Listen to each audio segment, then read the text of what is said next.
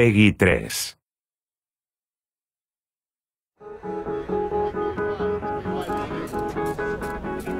Hi and welcome to the next Formula 1 2010 Dev Diary.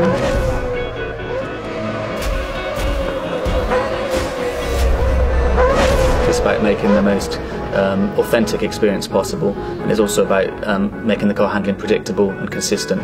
I think there's huge interest in terms of the balance that we have for arcade or simulation handling, and personally my preference has always been to go down the simulation path. You can make a realistic sim easier to play for somebody, but it's very, very difficult to take an arcade handling system and make that appeal to the people that prefer the simulation handling. Yeah, well, I'm the Brawn test and reserve driver from 2009. Part of that job is developing the simulator as well. We've had access to the teams, to the engineers, to the drivers. So what I do is try and bounce my level of expectation off Ant, who gives us a lot of feedback week by week.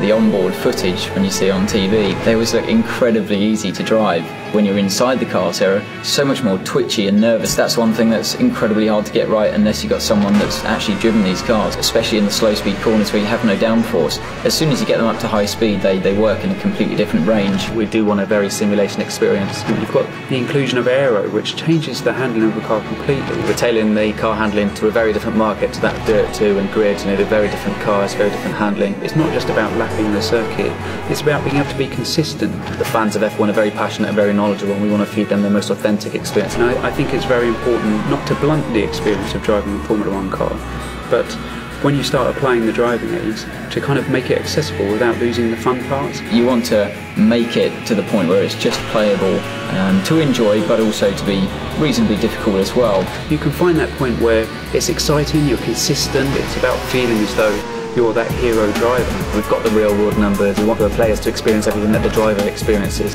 From the real car to the computer game, it's very realistic. Handling is key in Formula 1 games.